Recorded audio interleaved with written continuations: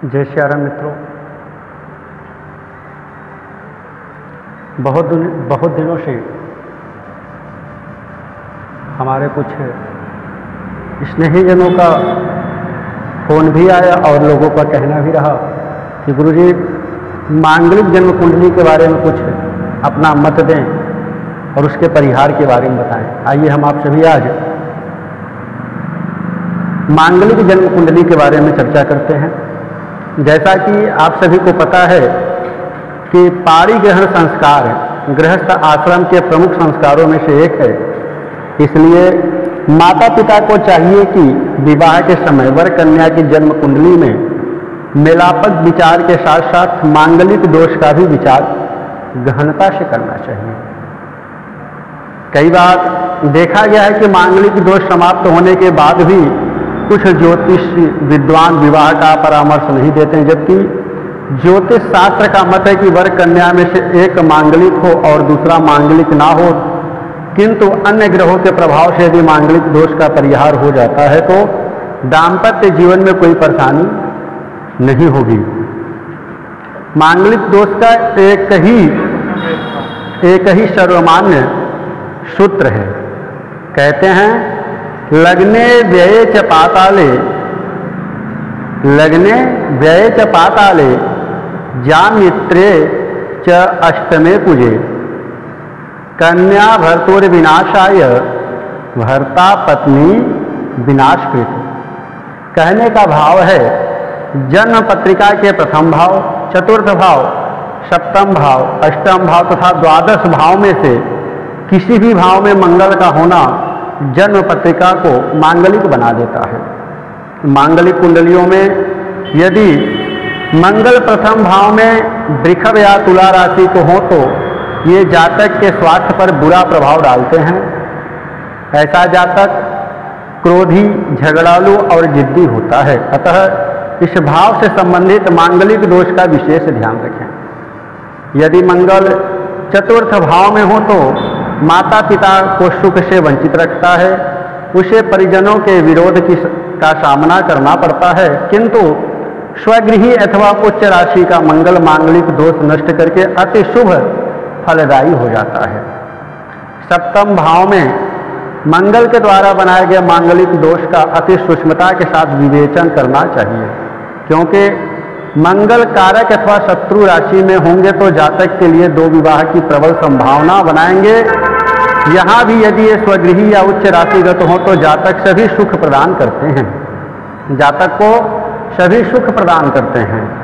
अष्टम भाव में स्वगृही अथवा उच्च राशि का मंगल उत्तम स्वास्थ्य और दीर्घायु देता है, किंतु नीच राशि अथवा शत्रु राशिगत होने पर दाम्पत्य जीवन में दुख और धन हानि की संभावना बढ़ा देता है।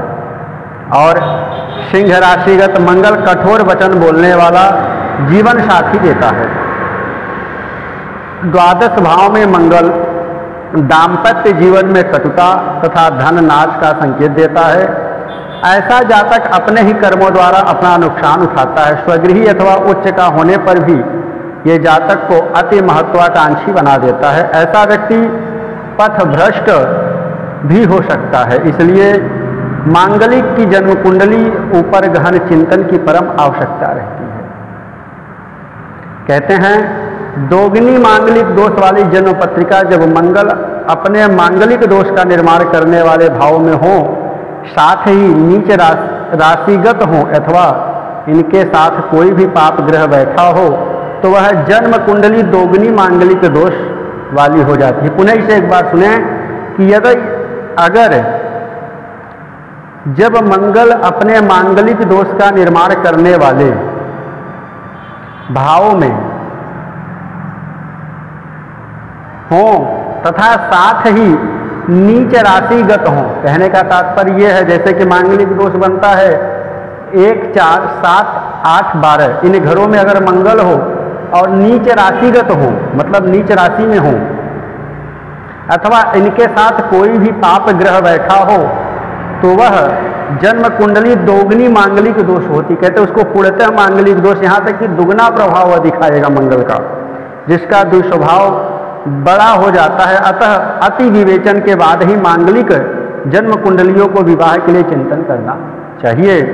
मांगलिक दोष का सहज परिहार यदि पुरुष की जन्म कुंडली मांगलिक हो और स्त्री की जन्म कुंडली में उन्हीं मांगलिक वाले भावों में से, कहने का तात्पर्य यह है कि अगर मान लीजिए किसी पुरुष की जन्म कुंडली में मंगल 1, 4, 7, 8, 12 भाव में घरों में बैठा हो और वही कन्या की कुंडली में जिससे उसका विवाह होने वाला हो, कन्या की कुंडली में मांगलिक भावों में, मतलब जहां पे मंगल का भाव है 1, 4, 7, 8, 12, इन भावों में किसी में भी सूर्य हो तो जन्म पत्रिका मांगलिक दोष से मुक्त हो जाती है और विवाह उत्तम रहता है।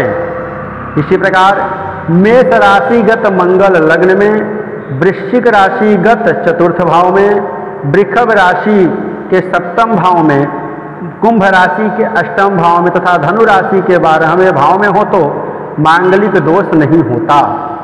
यदि बृहस्पति उच्च राशिगत होकर लग्न में हो तो भी मांगलिक दोष परिहार हो जाता है। यदि केंद्र और त्रिकोण भाव में शुभ ग्रह हों तथा तीसरे, छठे और 11वें भाव में अशुभ ग्रह हों और सप्तमे से सप्तम भाव में हो तो भी मांगलिक दोष का परिहार हो जाता है। यदि 7वें भाव में मंगल हो और उन पर बृहस्पति की दृष्टि पड़ रही हो तो भी मांगलिक दोष का परिहार हो जाता है। यदि बृहस्पति और मंगल एक साथ हों या चंद्रमा केंद्र स्थान में हो तो भी मांगलिक दोष नष्ट हो जाता है। मांगलिक भाव में यदि मंगल चर राशि में हो तो भी मांगलिक दोष का परिहार माना जाता है। कुंडली में आगे है, कुंडली में मांगलिक कहलाने वाले भाव में यदि, मांगलिक कहलाने वाले भाव कौन से हैं? 1, 4, 7, 8, 12, इन भावों में यदि किसी भी कुंडली में चाहे वर की हो चाहे कन्या की हो, सूर्य, शनि, राहु और केतु में से कोई भी ग्रह हैं तो मांगलिक दोष समाप्त हो जाता है। हमने आप सभी को बताया कि मांगलिक दोष बनते कैसे हैं और मांगलिक दोष समाप्त कैसे होते हैं, इसका परिहार भी मैंने बताया। हमेशा यह ध्यान रखना चाहिए कि जब भी अपने कन्या या पुत्र का विवाह हम करें उसमें कुंडलियों का अवश्य मिलान कराएं और कुंडलियों का मिलान किसी विद्वान से कराएं,